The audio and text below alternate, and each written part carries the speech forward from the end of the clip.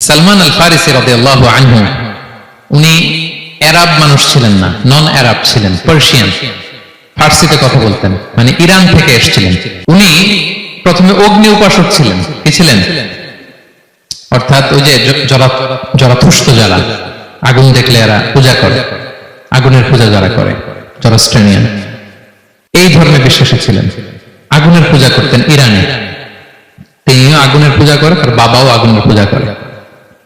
একদিন বাবা একটা কাজে পাঠিয়েছে, ওই কাজ করতে যেয়ে সে খ্রিস্টানদের গির্জা ক্রস করতেছিল। ছোট মানুষ গির্জা ক্রস করতে যেয়ে দেখে খ্রিস্টানরা কেমন যেন আলাদা ইবাদত করে, নামাজ পড়ে। এটা দেখে খুব ভালো লাগছে, তার খুব ভালো লাগছে। বাড়িতে এসে বাবারে বলে, বাবা আমি দেখলাম যে খ্রিস্টানরা তাদের চার্চে গির্জায় নামাজ পড়ে, এটা তো অনেক সুন্দর, আমরা যে আগুনের সামনে যা করি এটার চেয়ে ওইটা সুন্দর। বাবা বলে, খাইছে, ছেলে তো আমার শেষ হয়ে যাবে। বলছে, না না বাবা, আমরা যে আগুনের উপাসনা করি এটাই ভালো। উনি বলেন, না, আমি অনেক চিন্তা করেছি, ওরা যেভাবে গডের কাছে চায় ওইটা শ্রেষ্ঠ। বাবার সাথে ছেলের, সালমানের অনেক তর্ক বিতর্ক। পরে বাবা ভাবলেন, যদি ওকে না আটকাই তাহলে প্রভাবিত হয়ে সে খ্রিস্টান হয়ে যেতে পারে। তো ঝগড়া তর্ক বিতর্ক শেষে তার পিতা তাকে শেকলবন্দি করলো। কি করলো? পায়ে শেকল লাগায় রাখছে। কিন্তু ছেলে তো মনে মনে খ্রিস্ট ধর্মের প্রতি আকৃষ্ট হয়ে গেছে। তো ওই খ্রিস্টানরা তার সাথে লুকিয়ে যোগাযোগ করত। সালমান ওই খ্রিস্টানদেরকে বলল যে, তোমাদের খ্রিস্টান ধর্মের উৎপত্তি কোথায়? বলে, সিরিয়াতে। বলতেছে, এখান থেকে কোনো কাফেলা সিরিয়া যাবে নাকি? বলতেছে, হ্যাঁ, মিশনারি ওয়ার্কে একটা কাফেলা আসতে যাবে। বলতেছে, যেদিন যাবে আমাকে বলবো। তো যেদিন যাবে তাকে এসে বলা হয়েছে তার বাবা নাই, সে শেকল ভেঙে শেকল সহ কাফেলার সাথে যে জড়িত হয়েছে। দেখেন বিশ্বাস, আদর্শ মানুষে কিভাবে উজ্জীবিত করে। উনি চলে গেলেন সিরিয়াতে। সিরিয়াতে যে এক পাদ্রির হাতে বায়াত হলেন, কিন্তু এই পাদ্রিটা ছিল ভণ্ড। সে খ্রিস্টানদের দান সৎকা নিয়ে গরিবদের না দিয়ে নিজেই খেয়ে ফেলল। বেচারা পড়লো বিপদে, যে হায় রে, এত সুন্দর ধর্মরে কারাপ্টেট করতেছে সে। পরে এই পাদ্রি যখন মারা গেল, সালমান সে আরেক পাদ্রির কাছে গেল। আরেক পাদ্রির কাছে গেল, ওই পাদ্রি আবার অনেক ভালো, খুবই ইবাদত করে। তো ওই পাদ্রি কিছুদিন থাকার পর ওই পাদ্রি মারা গেল। ওই মারা যাওয়ার আগে সে জিজ্ঞেস করতেছিল যে, পাদ্রি, এই বর্তমান পৃথিবীতে সবচেয়ে ভালো খ্রিস্টান পাদ্রি কে? বলতেছে, আর কেউ নাই। যদি ভালো খ্রিস্টান পাদ্রি তোমাকে পেতে হয়, জানতে হয়, তোমাকে ইরাকের মুসেল শহরে যেতে হবে। এবার মুসেলে যে সে আরেক খ্রিস্টান পাদ্রির কাছে থাকলো। কিছুদিন পরে ওই পাদ্রি মারা গেল। মৃত্যুর আগে তাকে জিজ্ঞেস করছিল যে, পাদ্রি আপনি বলেন তো, আপনার পরে শ্রেষ্ঠ পাদ্রি কে আছে পৃথিবীতে? সে বলতেছে, আমার পরে শ্রেষ্ঠ কোনো পাদ্রি আর পৃথিবীতে নাই। খ্রিস্টান ধর্ম শেষ হয়ে গেছে, নাই। তবে জেনে রেখো, শেষ জামানার নবী আসার সময় ঘনিয়ে এসছে। তিনি যে এলাকায় আসবে, এলাকাটা চারদিকে পাহাড় বেষ্টিত থাকবে, চারদিকে থাকবে পাহাড়, খেজুরের বাগান, মরুদ্যান। তাকে চেনার আলামত আছে। কি আছে?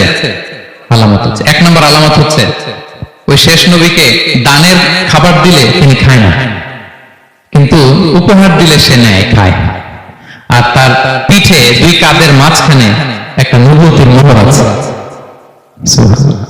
যদি পারো তার কাছে যে বায়াত হও। সালমান আল ফারিসি পাগল হয়ে গেছেন আর সন্ধান পাওয়ার জন্য, কিভাবে যাবে, কিভাবে যাবে। তো উনি কিছু ছাগল পালতেন। একটা কাফেলা তিনি পেলেন, যে কাফেলা আরব কাফেলা, বনু কালবের কাফেলা আরব দেশে যাচ্ছে। তাদের সাথে তিনি চুক্তি করলেন যে, আমার যত ছাগল আছে এই ছাগলগুলো তোমাদের দিয়ে দিব, তোমরা কি ওই এলাকায় আমাকে পৌঁছে দিবা? তারা বললেন, হ্যাঁ, পৌঁছে দিব। সব ছাগল দিয়ে দিলেন, রওনা হইলেন ওই এলাকায়। মাঝপথে তারা তার সাথে জুলুম করল, অন্যায় আচরণ করল। তাকে দাস হিসেবে বিক্রি করে দিল ইহুদিদের কাছে। ওয়াদি আল কুরা নামে একটা জায়গা আছে, ওখানকার এক ইহুদির কাছে বিক্রি করে দিল। সে ইহুদির কাছে দাস হিসেবে থাকতে আরম্ভ করল। অনেকদিন পরে মদিনার পূর্ব নাম কি, তিনি কে বলতে পারেন? হ্যাঁ, মাশাআল্লাহ। তো মদিনার পূর্ব নাম হচ্ছে ইয়াসরিব। তো ইয়াসরিবের এক ইহুদি, বনু কুরাইজার ইহুদি, সে আসছে ওয়াদি আল কুরাতে তার কাজিনের কাছে। এসে দেখে নতুন এক দাস পাইছে, বলছে, আমি কিনবো, তুমি কিনতে চাও? তার কাছে বিক্রি করে দিল। তখন ইয়াসরিবের ওই ইহুদি, বনু কুরাইজার, সালমান আল ফারিসিকে নিয়ে ইয়াসরিবে চলে গেল। সুবহানাল্লাহ। মদিনার আগের নাম কি?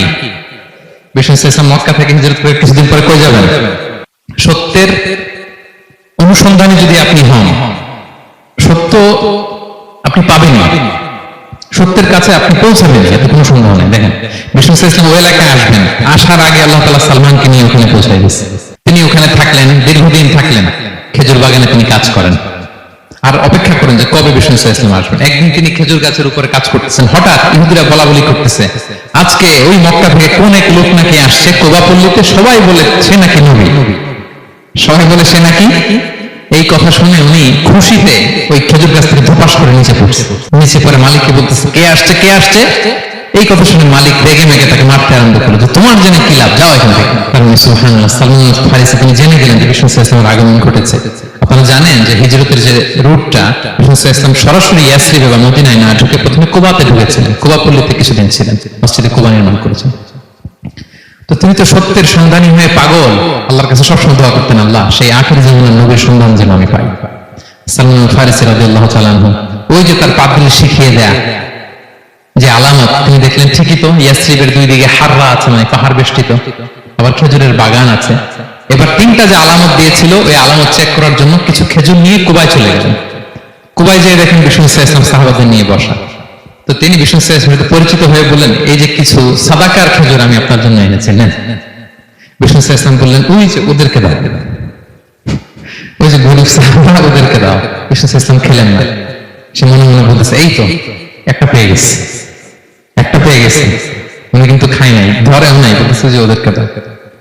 দিল, সাহাবারা খেলেন। এখন বিষ্ণু ইসলাম কুবা থেকে মদিনায় চলে গেলেন, তখন মদিনার নাম হয়নি, ইয়াসরিবে গেলেন।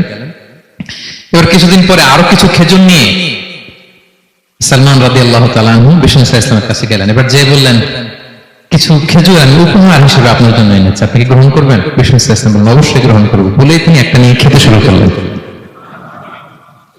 খেলেন এবং বিতরণ করলেন। মহা খুশি, এই তো পেয়ে গেছি দুইটা সাদাকার খেজুর, বলেছি ধরেও নাই খাই নাই, যখনই বললাম উপহার খেয়েছে। এবার বাকি রইল কয়টা? সেটা কি? নবুয়তের সিলমোহর, দ্য সিল অফ প্রফেসি। এটা তো দেখা এত সহজ না, যদি এদিকে থাকে জামা পরে থাকলে দেখা যাবে। তো এটার জন্য প্রায় যায়, কিন্তু ব্যাটে বলে হয় না, ট্রাই করে কিন্তু দেখা যায় না। একদিন তিনি গেলেন এবং এটার জন্য তো পিছে পিছে থাকতে হবে, কি বলেন? কথা নেই বার্তা নেই, হুট করে পিছু পিছু ঘোরা যায় নাকি কারণ? একদিন একটা উপলক্ষ তৈরি হলো, সেটা কি? বিষ্ণু ইসলাম এক সাহাবী মারা গেলেন বাকিউল গারকাদে, মানে যেটাকে আমরা জান্নাতুল বাকি বলি, এই কবরস্থানে ওই লাশ নিয়ে যাচ্ছে, সবার সাথে সাথে বিষ্ণু ইসলামও যাচ্ছে। এখন তো একটা সুযোগ, পিছনে পিছনে যাওয়া যায়, কি বলেন? এইবার সালমান এসে পিছু ছাড়ে না, নবীজির পিছনে পিছনে যায়, কিন্তু স্বাভাবিক যাওয়া না, একটা আছে সিম্পলি হাঁটা, এরকম না, একবার এদিকে যায়, একবার ওদিকে যায়, একবার এদিকে যায়। আর কোন সাহাবারা মনে মনে ভাবে ঘটনা কি, এরকম করে কেন লোকটা? কিন্তু বিষ্ণু ইসলাম তো জানেন কেন এরকম করতেছে, ঠিক কিনা বলেন? বিষ্ণু ইসলাম সেদিন দুইটা চাদর পরেছিলেন, একটা নিচে আর একটা উপরে, নিচে লুঙ্গি আর একটা চাদরটা দিয়ে গা ঢেকেছিলেন। বিষ্ণু ইসলাম ইচ্ছে করে পিঠের চাদরটা একটু নিচের দিকে নামালেন, যাতে করে সে যেটা খুঁজতেছে ওটা দেখে ফেলে। বিষ্ণু ইসলাম চাদরটাকে একটু করে নিচে নামালেন, নামানোর সাথে সাথে তিনি দেখলেন দ্য সিল অফ প্রফেসি, মাহরুম নবুয়া। দেখার সাথে সাথে সালমান আল ফারিসি চিৎকার দিয়ে বিষ্ণু নবীকে জড়িয়ে ধরলেন এবং ওই জায়গাটাতে দুই ঠোঁট দিয়ে চুমু খেলেন, কাঁদতে শুরু করলেন। বিষ্ণু ইসলাম বললেন কেন কাঁদো তুমি? এতক্ষণ আমি আপনাদেরকে যা শোনালাম, সালমান পুরো ঘটনাটা বিষ্ণু ইসলামের কাছে বর্ণনা করলেন। বললেন ইয়া রাসূলুল্লাহ, এই জন্য কাঁদি, আমি ছিলাম অগ্নি উপাসক, সত্যের সন্ধানে আমি খ্রিস্ট ধর্ম গ্রহণ করেছি। 3 খ্রিস্টান পাদ্রী শেষ করে সর্বশেষ যে ভালো পাদ্রীটা, উনি বলছে যে উনি মরার পরে আর কেউ ভালো পাদ্রী নাই, আখির জামার পয়গম্বর আগমনের সময় এসেছে। পাহাড়ি এলাকা, চারদিকে খেজুর বাগান, এরকম জায়গায় উনি আসবে। আর 3টা সাইন বলেছে, উনি সাদাকা খায় না, উপহার নেয়, খায়, আর তার পিছনে থাকবে মাহরুম নবুয়া। সুবহানাল্লাহ। বিষ্ণু ইসলাম খুশি হলেন, তাকে শাহাদা পড়ালেন এবং বললেন যে তোমার এই দাসত্ব থেকে মুক্তির জন্য কি লাগবে? সে বলে যে আমার চুক্তি হয়েছে 300 খেজুর গাছ লাগবে। কয়শো?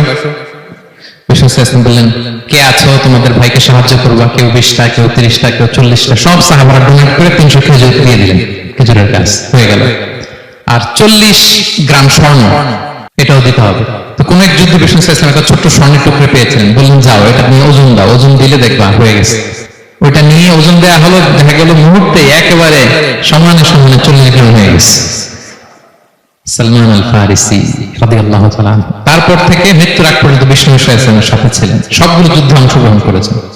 পঞ্চম হিজরিতে ওই যে পরীক্ষা খননের কথা আমরা জানি না, দ্য ব্যাটল অফ ট্রেন্চ, এই বুদ্ধিটা আসছিল সালমান রাদিয়াল্লাহু তাআলা আনহুর মাথা থেকে। এটা হচ্ছে ওনার ব্রেন চাইল্ড। কারণ আরব দেশে এরকম পরীক্ষা খনন করার ট্রেডিশনই ছিল না।